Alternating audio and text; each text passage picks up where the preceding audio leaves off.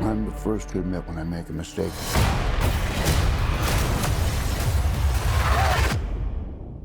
I simply never do.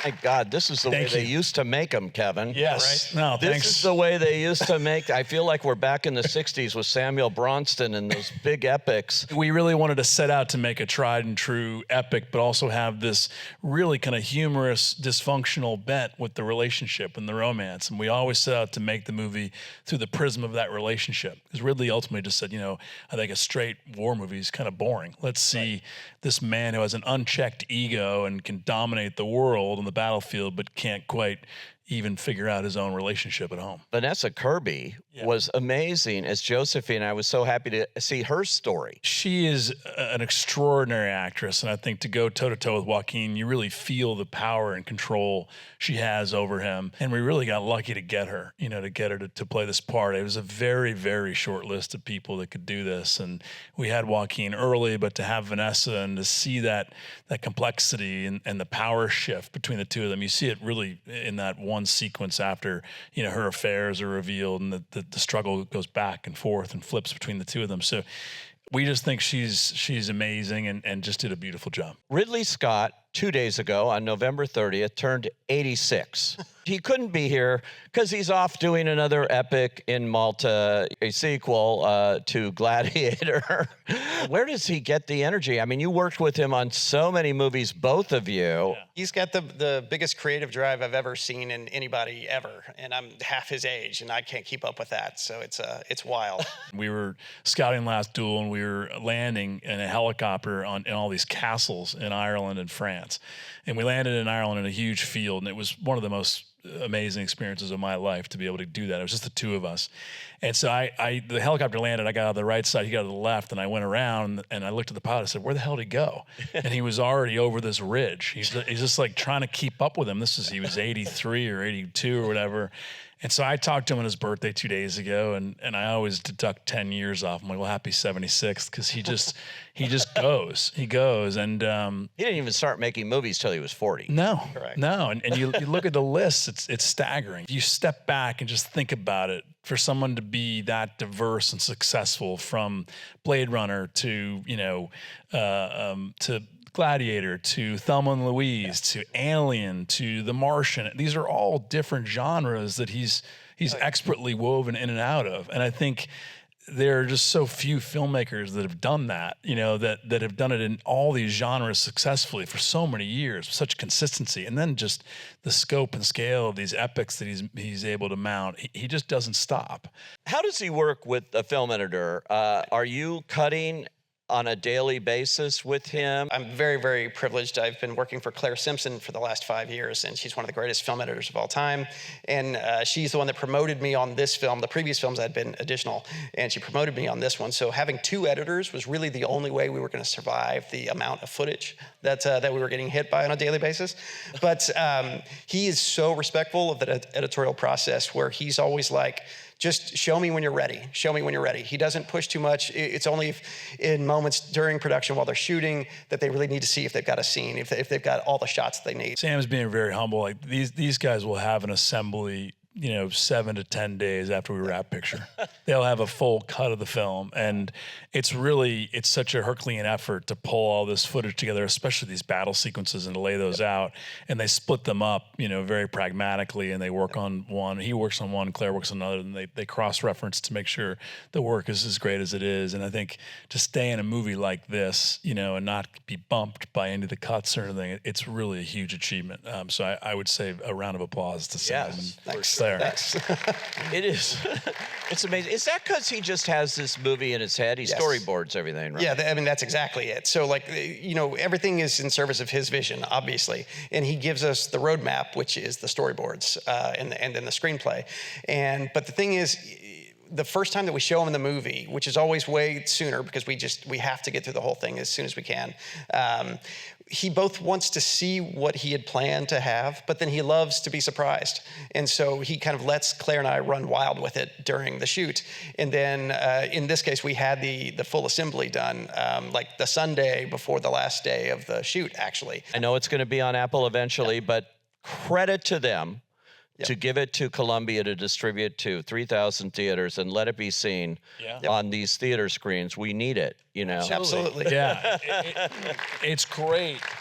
It's the best thing ever. When we started talking about this movie with Apple, that conversation of theatrical wasn't at the forefront, and this developed in a really wonderful way for everybody, and Ridley in the movie. And thank God we have, you know, the best streamer, the most, you know, they're the most supportive creative, you know, team behind Ridley. But then we got the great kind of you know, acumen and the strategy of Tom Rothman and Josh Greenstein, and they just put the movie everywhere. It's on 14,000 screens around the world. I hope it can be a template for not just Apple but other streamers to partner with these legacy studios, to both keep the legacy studios in business and you know, part of these bigger movies, because a lot of them are getting priced out, as we just talked about, right? You know, and you know, they can marry their great distribution, you know, strategy and experience with the streaming you know, money and their creative support. Sam, talk about the balance that you had to do here between the scenes, you know, with Josephine and him, and that kind of psychology that we see in him, the quieter stuff. It always came back to Josephine and Napoleon. It's about their relationship. But we wanted to contrast those two things, that this really brilliant military strategist is so inept in his personal life. And it just made for a really interesting feeling to the film. And there was always going to be an element of humor to it. But when the three of us were in a room talking about things early on, he wanted us to lean into the satire as much as we could. So the North Star for us was Barry Lyndon, of course, and then The Duelists, Ridley's own. And we always, so like what you just saw, the 2 hours and 38 minutes, was our plan for the theatrical length of the movie. And so we were trying to, the battles were always going to work. We knew it because it's Ridley. Like, who better than him to do it?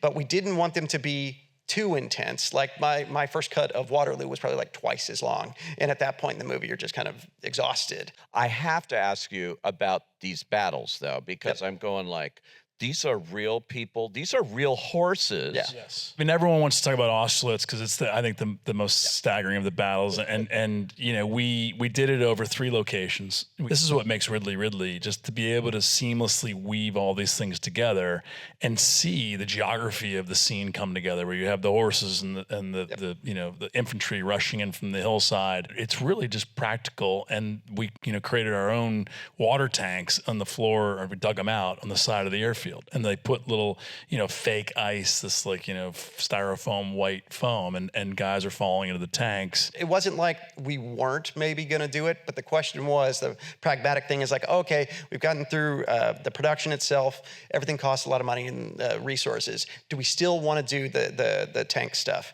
And both Claire and I, Ridley kept us in the process. We raised our hands immediately. Yes. You've never seen a demise of a battle sequence like this, and then to have the scene right on the tail of it with him toasting the Austrian leader. It's so awful, but he makes light of it in a way, and he's so smug about it, but that's his character. You mentioned Barry Lyndon as being a kind of template or an inspiration for it, but Stanley Kubrick, I have the book, an elaborate book at home. He tried to do Napoleon, and it only lives on in this book. He's had his eye on this forever, and these things take years, as you know. Just to first get the story right, and then to go get the money, and to plan this is a lot. So he wanted to kind of pick up where Kubrick left off, but didn't quite complete. Now, there's no version of the planning that Kubrick made or the script that he had that's in this movie. This is entirely Ridley's vision of Napoleon. I think he said, there's 1,000 books we looked at, you know, on Napoleon. I mean, really some astronomical figure. Yeah. And he said, you take a little here, you take a little there, you know, you make a movie, which is such a Ridley kind of thing to say. But that's a massive undertaking in that itself, to take all of this stuff that's been written and try to condense it. There's a rounding of corners when it comes to these biopics. They're not always, you know, tried and true to the fact. And I think there's creative license to be taken to make them engaging. You know, there's certain things you have to do to kind of make it. Any true story you've seen on cinema has a little bit of a twist that's not totally factual. We stayed within the parameters of the big facts, and then Ridley had his own interpretation of some of the things that happened within those big bullet points. We thankfully had 2 really wonderful historians you know, to distill a bunch of information. We had Michael Breuers, and we had another French military consultant who worked on Last Duel with us as well. And they had to make sure that all of these players in the wars there and everything did costumes. That job is an impossible task, I think, to try to suit up, you know, create, you know, and turn around these costumes for these soldiers and make sure that all the emblems, all the insignias, all the colors of the hats, I mean, all the different swords, the sheaths, everything is matching. And for Janty and her team, like it's amazing what they did in such a short amount of time. And you know, I always say this, it's like to not get bumped out of the movie. You're not bumped out once by Arthur Max's production design, by Janty's, you know, costume design. It keeps you in the film. And the cinematography, I was thinking when you mentioned Barry Lyndon also, Kubrick didn't use lights or anything. He did everything naturally there. It was like paintings. And I think Dariusz, if he were here and not stuck in customs right now, would be able to tell us he was inspired by actual paintings here too, in the way he shot it. Is that right? That is correct. Yeah. You know, normally a movie doesn't end up looking as great as it can be until like the very end of the process when you get to the final color timing. But Ridley and Dariusz and their DIT went out of their way during production to give us truly good looking material to work with. And it's because we knew we were going to have endless like screenings and all that stuff to do beforehand. And it was just gorgeous stuff from the jump. Congratulations on Napoleon. Thank you very much. Thanks very much, everybody. Thank you. Thanks. Yes.